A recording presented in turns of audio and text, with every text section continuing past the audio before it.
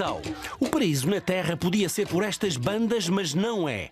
A natureza é pródiga, a paisagem enche os olhos e com apenas 1.800.000 habitantes tem tudo para ser um país rico. Bastavam as pescas e o turismo, para não falar da agricultura e até do petróleo. Mas não é um país rico. As gentes das mais de 30 etnias do país são pacíficas, orgulhosas e solidárias, mas pobres, muito pobres, como sempre foram. Na Europa e também em Portugal, fala-se, vê-se, escreve-se e sabe-se muito mais sobre a Síria ou o Afeganistão, por exemplo, do que se sabe e vê da Guiné-Bissau. E, no entanto, milhares de portugueses, hoje na casa dos 60 anos, ainda guardam as memórias, muitas delas dolorosas, das frondosas matas e dos largos rios da Guiné. Eram jovens militares à força nos anos 60 e 70 e sofreram na carne e no espírito as marcas da guerra contra o PAIGC de Amílcar Cabral. E poucos voltaram ao pequeno país africano, onde se fizeram homens em pouco tempo. Ainda assim, ao longo dos anos pós-independência, alguns portugueses por aqui criaram raízes e fizeram vida. Gosto muito da Guiné. Foi a terra que eu escolhi para viver. Mas gostaria muito de ser enterrado em Portugal. Todo o período colonial não foi feito de ódios, não é? Cabral ensinou-nos muito bem, não é? Os mais velhos que lidaram com a palavra dele de uma forma mais direta, nós, através dos livros, ele disse que nós nunca estávamos a lutar contra um povo, mas sim estávamos a lutar contra um regime. Um povo extremamente solidário. Um povo solidário é fácil contar e dizer. Dá uma bandeja de comida, comem 5, 6, 8, 10 pessoas. Por isso é que este país tem sobrevivido. Exatamente, são extremamente solidários. Graças à natureza e à solidariedade dos povos, não há fome na Guiné-Bissau. Mas as estatísticas da ONU não mentem. A Guiné é o 5º país mais pobre do mundo. A instabilidade política também não ajuda. Desde 1980, registaram-se 9 golpes de Estado e nos últimos 5 anos tomaram posse 7 governos. Ninguém se entende. Ou antes, sobretudo as elites políticas não se entendem. Ao longo dos últimos anos, as palavras-chave quando se fala da Guiné-Bissau são cruas e duras. Instabilidade política, pobreza e narcotráfico. Um Estado sem Estado, ou pelo menos um Estado muito frágil. A Guiné-Bissau tornou-se um país esquecido. E de Portugal e do mundo, quase ninguém lá vai. Quase. A uns 20 quilómetros de Bissau, 3 jovens médicos portugueses avançam para o meio do povo no mercado de Nhacra. Recém-licenciados, tomaram a decisão mais imprevista. Em vez de Cabo Verde ou do Algarve, do Brasil ou de São Tomé, decidiram fazer férias na Guiné-Bissau de mochila às costas. Em Nhacra, o cicerone é um jovem estudante guineense, Ansumane, que acompanha os doutores Luís, Carlos e Diogo à banca onde a mãe dos seus filhos é vendedeira. Tu já és casado, não? Não é casado. Não é casado. Ando com o meu querida. Sim. Tenho 2 filhos, mas ainda nós procuramos para casar. Por entre a confusão do mercado, onde se encontram as mais variadas e desvairadas frutas e legumes, vende-se de quase tudo, até relógios. Desculpa, vocês estão a comprar relógios aqui na Guiné-Bissau? Falámos aqui com o Miama para comprar aqui uns relógios, que isto aqui está... É moda, é Adidas, é Nike, é Onde é tudo. que vocês vêm? Viemos de Lisboa. Fazer turismo na Guiné-Bissau? Parece mentira, é a pergunta que toda a gente faz. Médicos por vontade e vocação, o mundo do interior guineense é para eles sobretudo uma aventura. Já pensaram em vir trabalhar para a Guiné-Bissau? Seria toda uma experiência. Cuidado. Começámos pelo turismo. Num país onde a esperança de vida pouco ultrapassa os 45 anos, segundo a ONU, as frutas e os sumos são do mais ecológico que há. E os médicos deixam-se seduzir pelo sumo de bajaqui. Isso é o quê?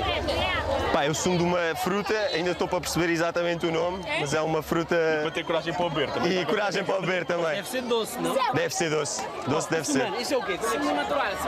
Onde é? Veja aqui. Mas aqui, mostra lá a fruta. Olha, mostra a fruta, mostra-nos a fruta. Aqui não tem mais. Já lá vou. Transforma isso para sumo. E bebem pelo saquinho de plástico. Ainda que lhes passe pela cabeça previsível diarreia, aventura é aventura. Até porque Ansumane lhes explica as vantagens do bajaqui. Faz bem na saúde. Dá potência ao homem? Ah, muito muito bom. Muito bom. Dá muito potência ao homem. Vamos levar isso para Portugal para receitar. O homem ganha força, energia de fazer trabalho. Os médicos vão passeando a curiosidade por entre a multidão, por entre o arroz e a mandioca, o amendoim e o caju. Num país onde o combate à sida é sobretudo feito através de placares meio ferrugentos a que poucos ligam. E vão preparando o resto da viagem para o interior. É a questão. São o quê? Médicos? Médicos, somos médicos. E vão para onde? Agora vão para onde? Agora vamos a Bafatá. passar lá um dia. Exatamente. Depois de lá que nos a Saltinho. Fazer uma tour aqui pelo norte da Guiné primeiro. Já fala crioulo? Um bocadinho. Já fala um pouco Já fala um bocadinho. Acriolado. Toda a gente percebe melhor quando se põe um certo acento. Feitas as compras sugeridas pelo amigo Ansumane, fazem-se as despedidas até Bafatá. Encontramos-nos em Bafatá, ok? Ok. Tchau. Boa Tranquilo. viagem. Obrigado.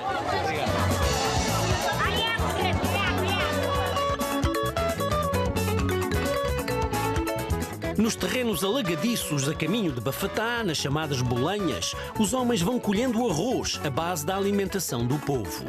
A média da população guinense, com agregado familiar entre 6 a 12 pessoas, a maior preocupação que tem é como dar uma refeição quente pelo menos por dia. E é arroz. E, no entanto, paradoxalmente, a Guiné-Bissau foi obrigada a apostar nos anos 80 na monocultura do caju.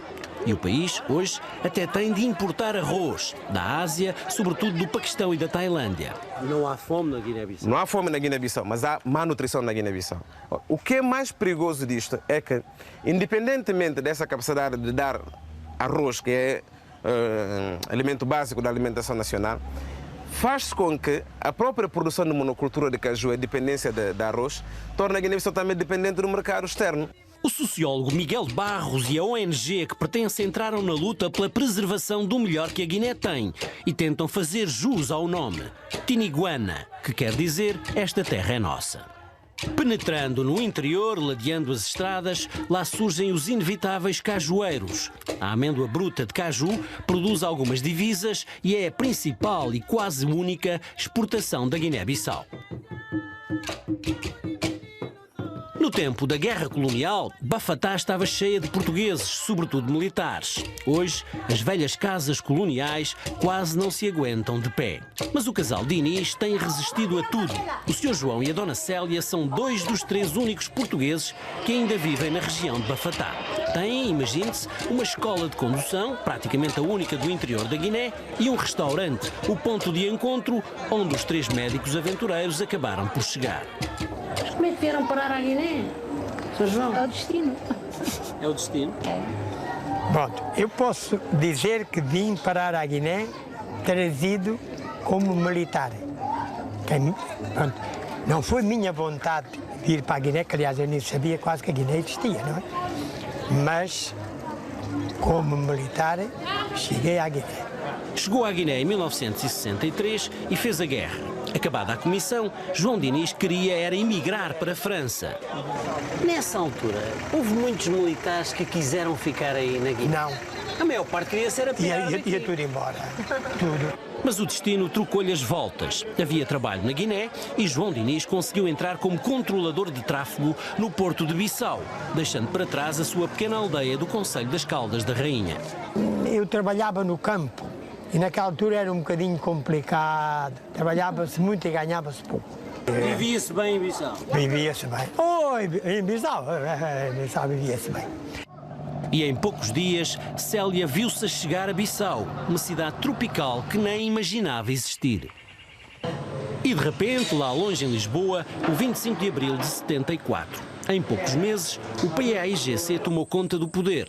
Os portugueses instalados começaram a debandar, mas o casal Diniz tinha a vida organizada e tinha compromissos. E decidiu ficar por Bafatá.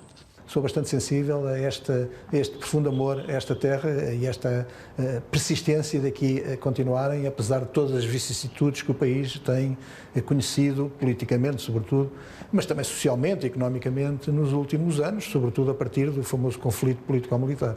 Fernando Moreira de Sousa, 70 anos, é um bom exemplo. Nunca deixou a Guiné. Natural de Valongo, aqui chegou em 1954. Tem uma quinta agrícola e anda cá e lá, a fugir ao inverno português. Mesmo em frente do restaurante, vibra-se com o Real Madrid-Barcelona. O negócio é bom. São 3 barracões com televisão por satélite. Cada telespectador paga 300 francos CFA, a moeda corrente nos países do Golfo da Guiné. Por aqui, a maioria torce por Cristiano Ronaldo, mas muitos também por Messi. João Diniz, sportinguista ferranho, não liga ao futebol espanhol. A verdade é que em Bafatá toda a gente conhece o Diniz e a Célia. Com 2 filhas em Portugal, até gostam da vida que levam por aqui. Os amigos e a vida diária que nós temos cá, eu penso que não será tão fácil em Portugal. João Diniz vai explicando aos jovens médicos o melhor caminho para Saltilho, mais lá para o interior. Ele que já calcorreou toda a Guiné-Bissau.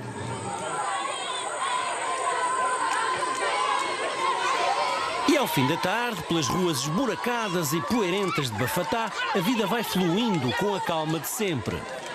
Junto à Igreja Matriz, as crianças fazem o berreiro do costume, exercitando o tradicional ritmo africano. Mais à frente, perto da mesquita, o busto de Amílcar Cabral aguenta-se ao alto na praça meio abandonada. E junto ao rio Geba, a estatuária deixada pelos portugueses está um pouco degradada, mas há sempre alguém que não deixa morrer por estas paragens a memória lusitana, nem que seja por causa do Benfica. Em Bissau, a capital, o ritmo é outro. Aqui se concentram milhares de pessoas em busca da sobrevivência cotidiana. É uma cidade movimentada e segura, onde se misturam as várias etnias do país, dos fulas aos papéis, dos balantas aos mandingas, dos manjacos aos bijagós, e onde convivem as várias religiões do país.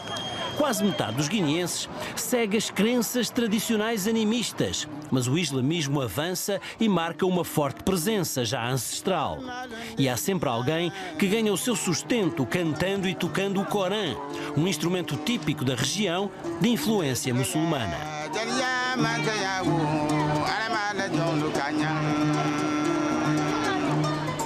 Apenas 20% dos guineenses, sobretudo os mais letrados, seguem as religiões cristãs. Na missa dominical católica, os sons e os cânticos são outros, mas também vincadamente africanos. Juca Delgado, grande compositor, instrumentista e professor de música, regressou há pouco tempo à sua Guiné natal. Viveu muitos anos em Portugal, andou pelo mundo e, entre muitas outras coisas, é também o ensaiador do coro da Catedral. Alguns guineenses que saíram há muitos anos do país e que se ingraram, sobretudo em Portugal, estão a regressar à Guiné.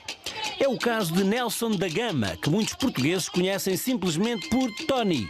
Em 1991, Tony foi campeão mundial de futebol de sub-20 por Portugal, companheiro de João Pinto, Rui Costa, Figo e companhia. Um feito histórico para Portugal e para este luso-guineense que saiu de Bissau com 16 anos diretamente para o Futebol Clube do Porto. Consideras-te um luso-guineense, ou só um português, ou só um guineense? Considero-se um filho do mundo, para servir e deixar uma marca positiva no mundo. Tony, agora quarentão, tem 4 filhas, todas nascidas no Porto. Já falam à moda do Porto. A mais velha é assim, a Andreia. A Andreia é mesmo tripé. Mesmo. As filhas nunca vieram à Guiné-Bissau. Já são tripeiras, mas hão de vir um dia. Quem também há de aparecer por aqui um destes dias são os amigos Rui Costa, Figo, Peixe ou João Pinto. Eles nunca vieram à Guiné? Nunca os convidaste para vir à Guiné? Estou a pensar convidá-los para vir e eles mesmos já me lançaram repto que estão à espera da minha convite. Tony é assessor do Ministro para a área do desporto, agora é que a Guiné-Bissau até foi apurada para a fase final do CAN, o Campeonato Africano de Futebol. E sente-se bem na sua terra, ainda que com saudades da família e do Porto. Mas tu sentes-te bem aqui na Guiné? Sinto-me porque estou a tentar deixar o meu legado positivo para a Guiné. Na Guiné. No dia que eu não tiver fisicamente presente, mas que recordam, que tenham saudades, que fizeste alguma coisa pela tua terra? Sim, senhor. Aqui em Quinhamel, as ostras são rainhas e senhoras apanhadas em braços de mar numa região de rara beleza a uns 15 km de Bissau. E é em Quinhamel que se registra o reencontro do regressado Juca Delgado, o homem da música, com o seu amigo Tony, o regressado homem do desporto. Há que tempos! Ainda não se tinham visto desde que voltaram à Guiné e os dois trocam conversa sobre projetos de futuro. Então, gostaria de dar formação à banda militar. É uma coisa super importante. A música e os músicos da Guiné são do melhor que há em África e até no mundo, mas não têm formação musical nem o devido marketing. Juca, que foi bolseiro da Fundação Gulbenkian e produziu dezenas de discos na Europa, quer fazer alguma coisa pela música do seu país. E não só. Então eu entendi que eu tinha que trazer também essa informação, esse conhecimento que me deram lá para deixar os nossos jovens aqui que são super talentosos. Mas falta-lhes enquadramento, não? Exatamente, falta o enquadramento, falta no fundo um pouco essa questão, essa cultura geral. No país do Corã e de tantos outros instrumentos altamente originais, Juca sente que ainda falta muita coisa. Mas nós também temos que trabalhar um bocadinho mais. Eu acho que temos que olhar um bocadinho mais para dentro, a nossa raiz, não é? A partir daí será muito mais fácil realmente exportar a nossa música. Juca Delgado conhece bem vários dirigentes políticos da Guiné-Bissau. Sem citar nomes e sem se interessar muito por politiquices, sente alguma apreensão pelo futuro próximo. Houve um período de muita esperança e voltou a quebrar. Voltou a quebrar com toda a atualidade, não é? Com toda essa tristeza que está a acontecer na Guiné. Mas o que nós devemos fazer é exatamente isso, é fazer a contracorrente, não é? Dizer não, eu vou persistir, eu vou tentar mudar a Guiné. A Guiné, depois de meses de mais uma crise política, tem desde há pouco tempo um novo governo. Apesar de tudo, o esquema político-militar vai mudando e há sinais de esperança. Agora, e pela primeira vez, os militares não estão envolvidos nesta crise política que se despoltou desde agosto do ano passado. E isto é histórico. Ultimamente, as disputas políticas têm sido tratadas com recurso aos tribunais. É um bom sinal, sobretudo para os poucos empresários e comerciantes portugueses que vão resistindo e apostando na Guiné-Bissau. Carlos Figueira Martins, alentejano de Mértola, ex-bancário, costuma ir de vez em quando beber um café a este hotel de Bissau. Milhares de militares portugueses lembram-se bem destas casas e deste espaço. Aqui funcionava a messe dos oficiais durante a Guerra Colonial. Carlos está há 12 anos no país e é o presidente do recém-formado Clube de Empresários Portugueses. A ideia base é aconselhar quem esteja interessado em investir por aqui. Temos a esperança que retomem a estabilidade e que os empresários venham, porque, de facto, está tudo por fazer na Guiné-Bissau. Desde a área da construção civil, do turismo, da parte da agricultura, que é a parte mais rica da Guiné-Bissau, que está praticamente desorganizada. Nos últimos 2 anos, alguns empresários regressados de Angola e de Moçambique têm aparecido a saber como vão as modas na Guiné. Por aqui resistem uns 200 empresários portugueses e luso-guineenses, mas apenas umas 30 empresas têm alguma pujança. E apenas meia dúzia, como a Galp Petromar ou o BAU, Banco da África Ocidental, são verdadeiramente internacionais. Mas vão surgindo oportunidades de negócio. Em Farinha, uns 12 quilómetros de Bissau, Fernando Reis, 50 anos, mais um sócio, decidiram entrar no negócio dos vinhos e bebidas espirituosas. Com muitos anos de trabalho na área do turismo em Portugal, Fernando chegou há 4 anos. O mercado é pequeno e o único concorrente direto é libanês. É um negócio promissor, no sentido que é um bem que eles consomem quando têm dinheiro. Tem é que ter dinheiro, portanto o poder de compra aqui é relativamente baixo. Tem a vantagem que eles têm um hábito de consumo engraçado, bom. Até os muçulmanos, provavelmente. Não comento, não faço ideia. Ainda assim, as bebidas da empresa grossista já chegam a cerca de 1 milhão de pessoas de baixos rendimentos. E, surpresa das surpresas, as joias da coroa são o gin e o whisky, o primeiro whisky guineense feito à moda portuguesa dentro da maior legalidade. A marca dá pelo apelativo nome de White Rhino, rinoceronte branco. Quem é que se lembrou do White Rhino? O White Rhino foi o sócio fundador que que teve esta brilhante ideia, que eu acho que o nome é engraçado. Para os nossos mercados, para aqui... Mas aqui não há rinocerontes na Guiné-Bissau? Não. Quando muito abri hipopótamos, mas o nome não era tão musical, tão bom. Mas será que Fernando gosta da Guiné para viver? Não desgosto, é um país que facilmente se gosta. Tem muitas dificuldades, portanto é preciso uma capacidade de adaptação e de improvisação brutal. Na Guiné, a crise afeta todos, sobretudo os milhares de funcionários públicos. Mas será que há futuro por estas bandas? Eu acho que sim. A Guiné-Bissau tem um povo maravilhoso, um povo mesmo encantador. Só que esta instabilidade toda a nível governamental, um país onde há tanto funcionário público. E se o povo vai bebendo o whisky e o gin portugueses, também bebe o vinho que chega de Portugal, mas da gama mais baixa. A verdade é que só em finais do ano passado se realizou pela primeira vez no país uma verdadeira prova de vinhos portugueses de alta qualidade. Um momento histórico para a Guiné. A prova foi organizada pelo AICEP local, o Instituto de Comércio Externo Português, e logo com a presença de um perito em vinhos, Mário Rodrigues. As elites locais, e não só, compareceram em força, e até por lá passou a embaixatriz da China, país com forte presença na Guiné-Bissau. Na Guiné-Bissau vivem oficialmente cerca de 2.000 portugueses, mas devem ser o dobro, parte deles luso-guineenses. Muitos são comerciantes, outros são pequenos e médios empresários. Para além da China, Portugal é o maior parceiro bilateral em termos de cooperação. Há um ambicioso plano estratégico de cooperação a 5 anos, com a educação e a saúde como prioridades, para além da tradicional cooperação técnico-militar e policial. Portugal, onde se encontram alguns milhares de imigrantes guineenses, legais e ilegais, é ainda a miragem preferida de muita gente. Vários dias por semana, em frente da Embaixada em Bissau, são longas as filas para entregar pedidos de visto para Lisboa, até porque os funcionários não dão para as encomendas e os nervos vêm ao de cima. Eu, com 69 anos, há 32 anos eu vivo nessa cabana. E não tem? Não, eu vivo nessa cabana e eu sou portuguesa. Mas eu tenho pena de povo aí. Por que o povo anda a sofrer aqui? Dona Muscuta Sani explica que há quem durma na rua à porta da embaixada e cada um tem a sua história, bem ou mal contada. E os poucos funcionários da imigração precisam de confirmar tudo. Somos portugueses, somos colônia portuguesa. Por que o povo anda a sofrer aqui? E quanto tempo é que levam o visto? Olha, eu tenho aqui visto já há 1 ano. Eu fiz aqui 1 ano aí. Eu queria regressar para Lisboa. Eu não vivo cá. Tem lá família? Tenho filhos lá, tenho lá família. E não conseguem ver os filhos? Não, e agora?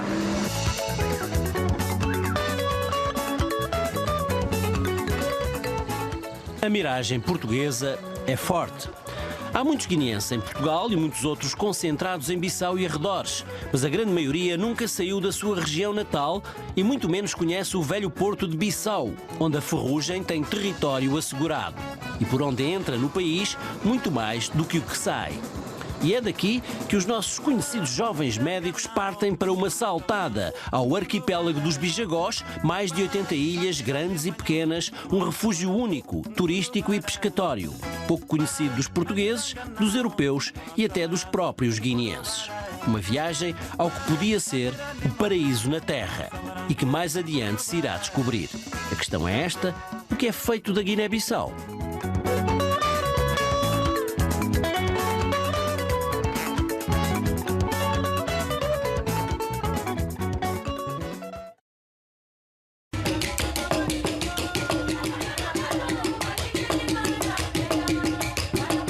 O que é feito da Guiné-Bissau, o país esquecido, que até podia ser o paraíso na Terra, mas não é?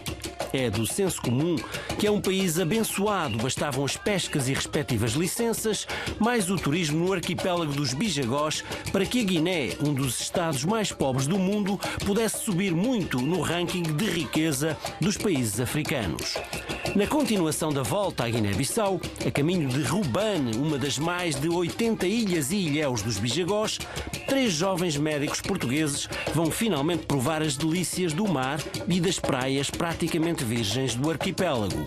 Andaram de mochila às costas pelo interior continental da Guiné, atravessaram rios e riachos e agora é tempo de experimentarem o resort da francesa Solange Morin numa ilha muito especial, Rouban, a Ilha Sagrada.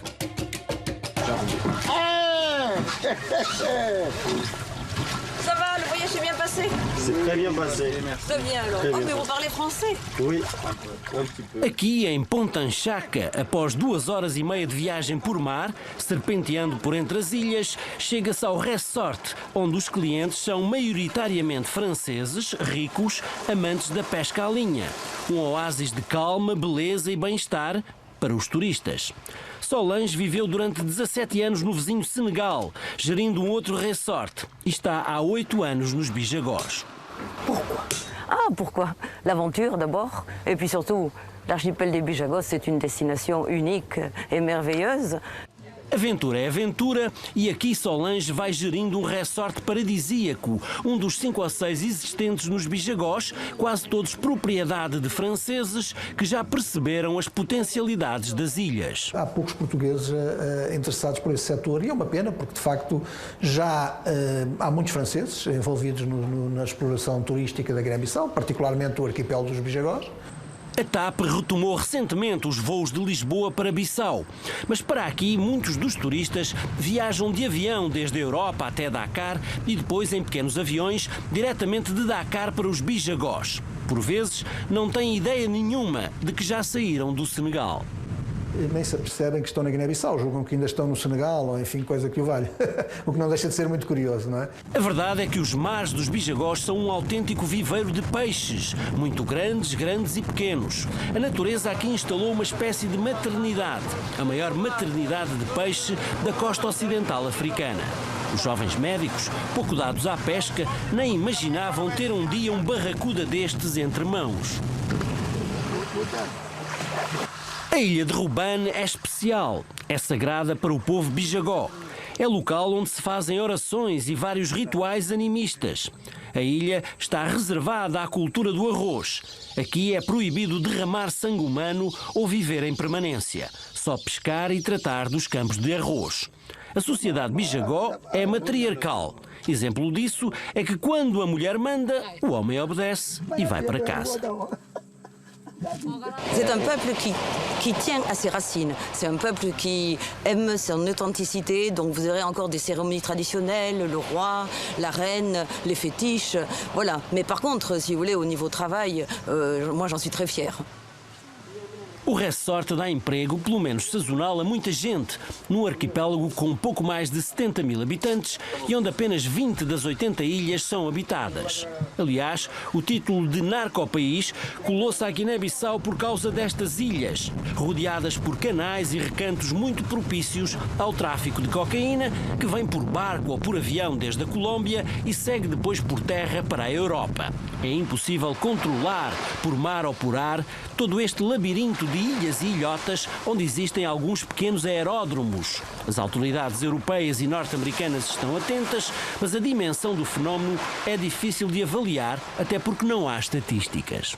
É justo chamar a Guiné-Bissau um narcopaís? Eu penso que é um exagero. É um exagero, mas não quer dizer que o fenómeno do crime organizado não exista. Existe com certeza, como existe noutros países da sua região.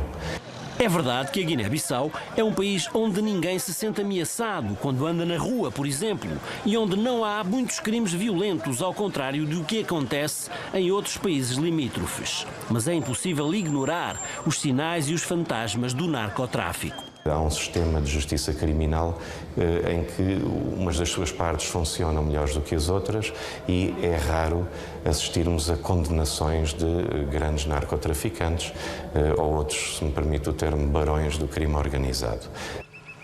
Pelos Bijagós é possível passar tudo e mais alguma coisa. A Guiné não tem sequer um avião operacional e possui apenas 1 ou 2 pequenos barcos de vigilância, quase sempre em manutenção. E isto num país com uma imensa zona marítima exclusiva, das maiores de África. Eu admito que qualquer traficante ou pessoa envolvida em crime organizado identifique este território como um território apetecível, não é? Porque não há esses controlos, há convulsões políticas, as pessoas são pacíficas, são amáveis, gostam de conhecer outros estrangeiros e estas coisas não se passam assim de forma descarada. Não é, obviamente, o povo bijagó que pode ganhar dinheiro com o tráfico. Quanto à pesca, os imensos recursos têm sido sugados pelos barcos chineses ou espanhóis, entre outros, que rapam impunemente por arrasto, mesmo junto à costa. A Guiné-Bissau tem um fenómeno extremamente importante que tecnicamente é chamado fenómeno da ressurgência, que é o encontro das correntes frias e quentes ao nível da arquipélago dos Bijagós, que permite a manutenção de ecossistemas e a presença também de peixes. A lógica dos governos guineenses tem sido a de conceder licenças de pesca, mesmo sem meios para qualquer controlo. Mas tem-se feito muita asneira, não? Eu diria que tem-se feito uma perspectiva de exploração dos recursos naturais baseado numa lógica imediatista. No lucro imediato. Uma lógica imediatista. Quanto a peixes e troféus mais prosaicos, mas já com os bons quilinhos, os nossos jovens médicos babam-se com a pescaria de barracudas, tudo explicado em francês. 12 quilos? 12 quilos. E é para comer? Sim, c'est bon pour manger. Xerife, este aqui como é que se chama? Caranga. Caranga. Oui. Sereia. Sereia diferente. Francês, caranga. Sereia, português, crioulo. Barracudas, né? Barracuda. 4 barracudas. Na vizinha ilha de Bubac, um outro resort, seguramente mais típico, pertence a um guineense, Adelino da Costa, mais conhecido por Da Costa. Aliás, ele é americano-guineense. Da Costa cresceu numa ilha próxima daqui e abalou no vinho para Portugal, onde viveu 8 anos, no célebre e degradado bairro das Marianas, em Carcavelos. Imagine-se. Vivi em bairro das Marianas, Carcavelos. Um sítio muito especial. Bairro das Marianas. Exatamente, deve saber isso. Grande escola, não é? Ah, não. Da vida. Aprendeste muito. Muito. E viveste lá até quando? Saí de lá em 99, 2000 para os Estados Unidos. Nos Estados Unidos, Da Costa viu e venceu. Foi campeão de boxe e de artes marciais, abriu vários ginásios, um deles na chiquérrima Quinta Avenida em Nova York, e conquistou o passaporte americano. Ainda hoje não tens passaporte português? Ainda hoje não. Mas e viveste muitos anos em Portugal? E vivi muitos anos em Portugal, mas como sabes, meu pai, a minha mãe, irmãs, todos têm um documento português. Todos têm? Todos têm. E tu és americano? Tens um passaporte americano? Sim, sou americano. Foi mais fácil arranjar um passaporte americano que um português? Ou não? Acho que da maneira de tentar arranjar esse passaporte é que é diferente. No arquipélago, onde as mulheres mandam mais, é a mãe de Da Costa que manda e organiza. A mãe e o tio. O tio às vezes é sobrinho, mas hoje é tio. No resort, as máscaras são originais e centenárias de 4 ou 5 gerações, tal como outras esculturas e materiais de culto muito antigos. O espaço ainda não está completamente pronto para receber todos os turistas, mas hoje há um muito especial e importante. O embaixador norte-americano no Senegal está de visita com a mulher ao resort do seu compatriota Da Costa. So is this local chicken? Yes. Very ground chicken. Good. It really has taste. Yeah, it's very flavorful. Yeah, fish is pretty easy to get here, I would imagine. Por estranho que pareça, os Estados Unidos não mantêm embaixada em Bissau. É este homem, o embaixador James Zumwalt, que acumula o Senegal com a Guiné-Bissau. E aqui chegou aos Bijagós, vindo diretamente de Dakar, sem grandes formalismos. Nos Bijagós, as pessoas falam mais inglês e, sobretudo, francês do que português. Para a sobrevivência deles, tem que falar francês. E toda a gente está a falar francês.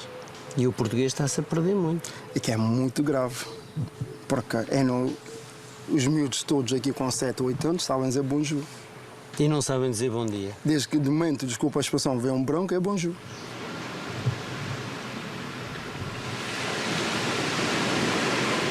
Nas praias de Bubac, goza-se o doce balançar da rede. E as vacas vagueiam pelo areal durante a tarde.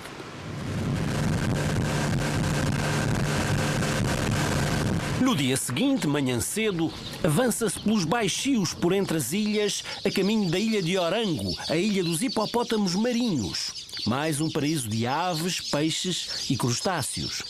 O porto de acolhimento é um outro resort, o último dos Bijagós, antes do alto mar Atlântico. É gerido por uma romena, Mariana Ferreira, casada com um guineense que conheceu há mais de 30 anos no seu país. Tem 4 filhos romeno-guineenses. Mariana, há décadas na Guiné, fala muitas línguas. Fala crioulo? Falo. E mais? Falo papel, falo romeno, falo húngaro, falo alemão. E fala papel de Bissau? Sim, de Biombo. Biombo, onde está a etnia papel. Há 11 anos, Mariana fundou uma ONG e conseguiu resgatar o chamado pano de pente, único no mundo, feito pelo povo papel. Trabalhou no governo, na área de cultura e conhece a Guiné-Bissau como ninguém. O povo guineense é muito pacífico. Bom, se acontecia noutras partes do mundo aquilo que acontece aqui a nível político, eu acredito que isto era uma guerra civil. Isto virava um caos. E não vira. O povo é pacífico e, mais do que isso, é paciente. E muitos dos rituais passam por pedir aos deuses que haja fartura. O que interessa aqui é o arroz. O arroz é a comida deste povo. Portanto, o que interessa é termos arroz todo o ano. Que não haja fome. E não há fome? E não há fome porque as comunidades trabalham isto de maneira tradicional e secular. Uma das atrações de Orango que começa a chamar a atenção de viajantes ricos e aventureiros são os hipopótamos marinhos, únicos no mundo. A 2 horas de barco do resort, numa das pontas da ilha, e ao fim de mais uns 40 minutos a passo largo por entre o capim, chega-se a uma lagoa de água doce, mas perto do mar. Para além da passarada e dos crocodilos, aqui vive uma comunidade de hipopótamos que ao longo de décadas, se não séculos, aprendeu a viver entre a água doce e a água salgada. De dia, esparramam-se pela lagoa e pelos campos em redor e ao fim da tarde avançam para o mar, onde passam a noite. E porquê o mar? Porque a água salgada lhes mata os parasitas agarrados ao corpo, a começar pelas sanguessugas. No fundo, uma filosofia parecida com a do povo destas ilhas que aprendeu a conviver com a natureza.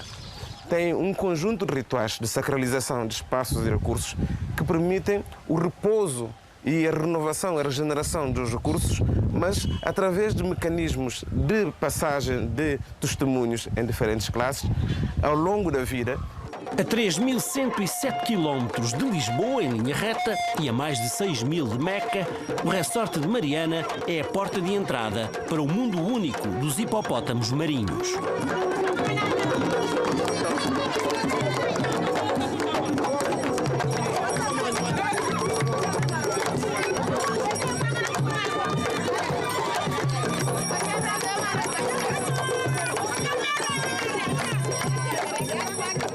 De volta a Bubaque, o convite para uma festa-cerimónia muito especial no interior da ilha.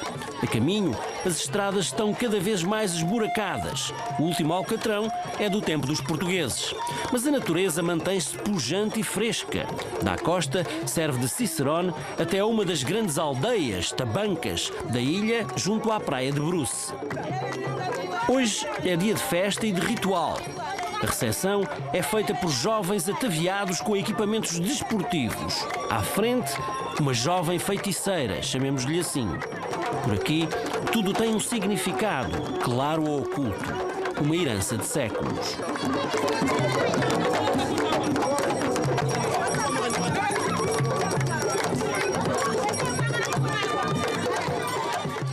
Os homens especialistas preparam o chabéu tradicional, o fruto da palmeira, uma espécie de dendém à brasileira. Os chefes tradicionais, homens e mulheres, recebem as saudações do povo e dos visitantes e controlam a cerimónia. As mulheres mais velhas são rainhas e senhoras.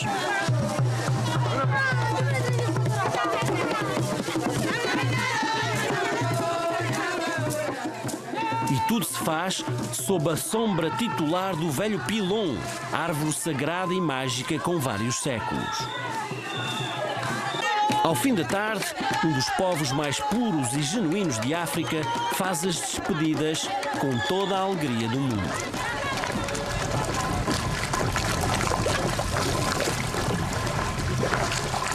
A mais duradoura capital de Guiné-Bissau foi Bulama, na ilha de Bulama.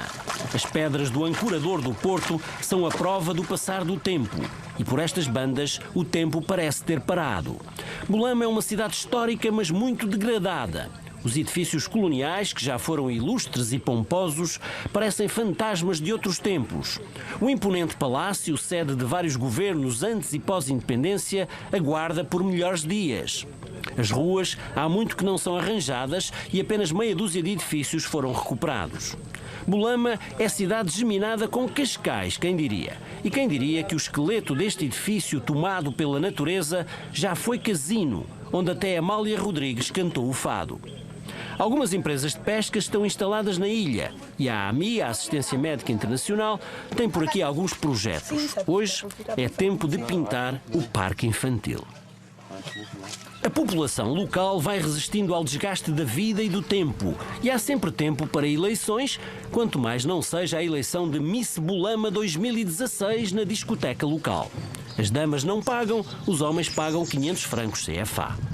E no porto parado no tempo, as tradicionais canoas aguardam pelos passageiros que viajam para Bissau ou para as outras ilhas, com todo o tempo do mundo.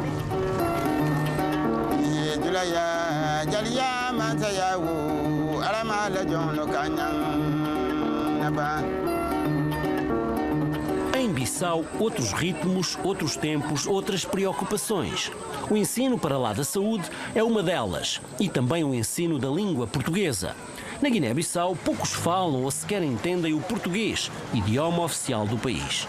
Calcula-se que não mais de 10%. E porquê? É que de pequeninas as crianças aprendem as línguas maternas dos seus pais, o fula, o mandinga, o balanta e por aí fora, e para se entenderem todos entre si, aprendem e falam crioulo, que para a grande maioria é a segunda língua. Quanto ao português, quando não é ultrapassado pelo francês, falado nos países vizinhos, o português é apenas uma terceira língua. Difícil de aprender, por isso pouco falado. Na maior parte do país, o português não é uma língua muito divulgada, falada ou sequer compreendida. Eu compreendida diria que mesmo aqueles que não falam português, mais ou menos compreendem. Compreendem o português, sobretudo os mais velhos, os do tempo colonial.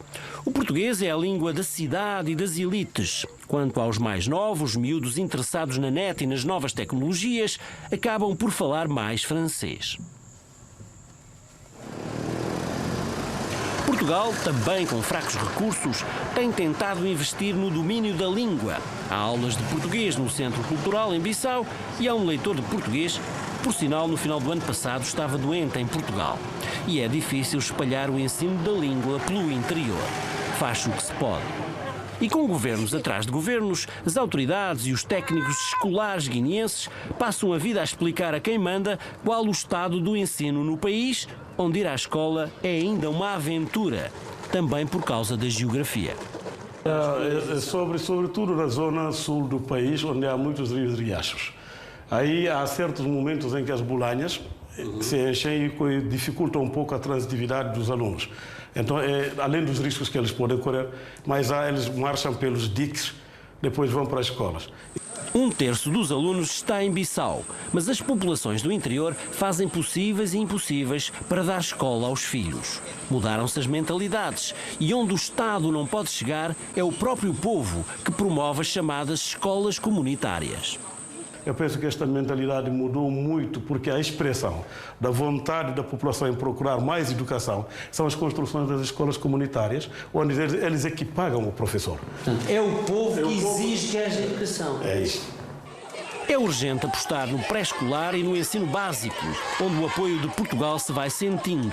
Mas é difícil. E depois, oficialmente, as aulas dos vários graus devem ser dadas em português. Outra dificuldade. Para ver a dificuldade das crianças que só durante aqueles 40 minutos na escola, ou 2 horas, 3 horas, dependendo do tempo, é que tenta, na parte que é dedicada à interatividade, o aluno comunicar em português. Fora isso, o resto é crioulo ou a língua do grupo étnico. Expressar-se bem em português é um problema para quase todos e até para muita gente das elites. Já assisti a reuniões de alto nível onde as pessoas pedem para falar em crioulo para poder se expressar melhor. ou para poderem ser compreendidas. Ainda assim, há uma grande sede de aprender e muitos fazem das tripas coração para frequentar o ensino superior. Por exemplo, a Faculdade de Direito de Bissau, a mais antiga instituição universitária da Guiné, integrada na Universidade Amílcar Cabral. É verdade, quando os alunos entram na faculdade, o português não é a sua língua materna, a sua língua materna é o crioulo, e a faculdade tem isso em consideração, sobretudo no ano zero. E o ano zero de Direito serve sobretudo para ensinar a língua portuguesa. Mas, rodeados de francofonia por todos os lados, a tarefa é árdua. Essa integração regional recentemente tem uma matriz francófona, portanto há algumas áreas onde atualmente já se estuda direito que tem mais matriz francófona do que lusófona. Porquê? Porque estamos aqui ao lado da Guiné-Conakry e do Senegal. Essencialmente porque é uma questão de integração regional.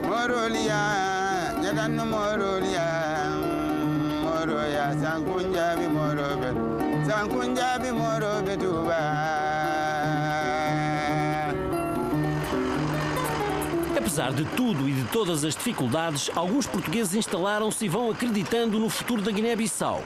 É o caso de Luís Gonçalo, 54 anos, um homem do Norte, mais conhecido por Padrinho.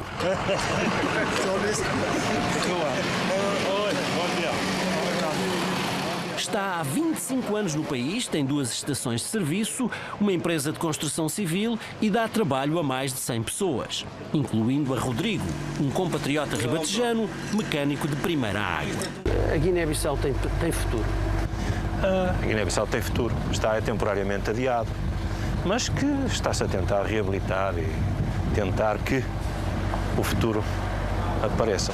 Luís andou pelo mundo, trabalhou em Espanha, Gibraltar e Marrocos. E um dia, estava ele já na Alemanha, um amigo desafiou-o para vir para a Guiné-Bissau. Eu nem sabia onde era a Guiné-Bissau, fui procurar no mapa para ver onde era a Guiné-Bissau, não encontrei mais a Guiné-Bissau, porque era um país tão pequenino, porque a minha ideia efetivamente era ir para Angola, era no boom da Angola, não? Depois da perestroika, em 89, 90, foi assim aquela coisa. Luís chegou em 91 e avançou pelos negócios. Hoje já fala crioulo e até foi obrigado a aprender francês. Falo o meu francês também, porque a língua oficial aqui é o português, mas a língua de trabalho praticamente é o francês. Está-se a perder o português aqui na Guiné-Bissau? Completamente. Porque as línguas de trabalho são sempre o francês. Quando aparecem os financiamentos externos, os técnicos do Banco Mundial ou da União Europeia na Guiné só falam francês. E Luís tem de apresentar os projetos de obras em francês, pois claro. Luís Gonçalo dá-se bem com a Guiné-Bissau e com os guineenses, até porque foi aqui muito bem recebido. Eu cheguei cá, foi um país acolhedor, dei-me bem, conheci uma senhora que hoje é minha esposa, já estou casado há 20 e tal anos, já tenho filha de 22 anos, por aí, já formada a trabalhar, etc, portanto. Luís confessa que entre o chabéu e o cozido à portuguesa ainda prefere o cozido e ao almoço vai encontrar-se com a mulher, a guineense Dona Conceição, no restaurante português do presidente da Casa do Benfica, em Bissau. Luís e Conceição são dos casais mais conhecidos da cidade. Mas nós somos tidos como o casal bonito de Bissau. Até parece, já está inventado também. Casal bonito, você vê os comentários que tem no Facebook.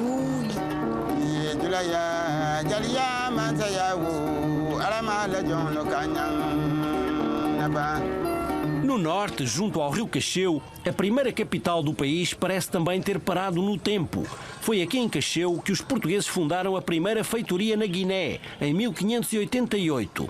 E fica na história também por motivos trágicos, mas que mudaram o mundo: a escravatura. Era aqui que os portugueses que vinham comprar os escravos que levavam para as Américas. Hoje, o comércio é de peixe, que há de ser levado para Bissau. Vai para Bissau? É. E é para vender seco ou não, seco. Vai secar. Vai secar. Não, vai fumar. Vai fumar. Todo este peixe há de ser fumado. Num país onde os frigoríficos são raros, há de conservar-se por muitas e largas semanas. No Cacheu, hoje, a grande atração para os forasteiros é o Museu da Escravatura e do Tráfico Negreiro, construído e mantido graças a várias instituições portuguesas. Junto às casas velhíssimas, acumulam-se muitos objetos centenários, como esta enorme panela original onde se fazia o arroz para os escravos. Ademir Freira herdeiro da memória dos seus antepassados, é o cicerone oficial do museu. Já não há escravatura? Bom, agora há escravatura, mas aquela escravatura moderna. Porque até agora não acabou a escravatura. A escravatura moderna. Admir é um homem sábio e atento. Ali muito perto resiste a fortaleza mais antiga da Guiné, o Forte Baluarte do Cacheu, onde se acumulam desde há muitos anos várias estátuas que decoravam as ruas de Bissau nos tempos coloniais. Algumas das armas e dos barões assinalados resistem tortos e alguns até sem pernas, ainda que a história lhes chame navegadores, descobridores e poderosos da Guiné. Ao longo de séculos, os guineenses sofreram e resistiram. Conquistaram a independência e gente de muitas fés acreditam que a eternidade está ao alcance de todos, como estes fiéis evangélicos que aproveitam o domingo para uma procissão cheia de música e de alegria bem africanas. E com um governo recente, há quem tenha fé no país e tente limpar a sua má reputação. Agora, a Guiné-Bissau é um Estado frágil, com instituições que precisam de apoio, porque têm sido dilapidadas em resultado de diversas convulsões políticas que envolvem relações disfuncionais entre alguns políticos e alguns militares.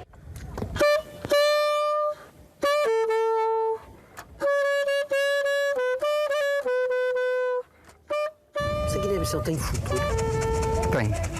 Tem um grande futuro.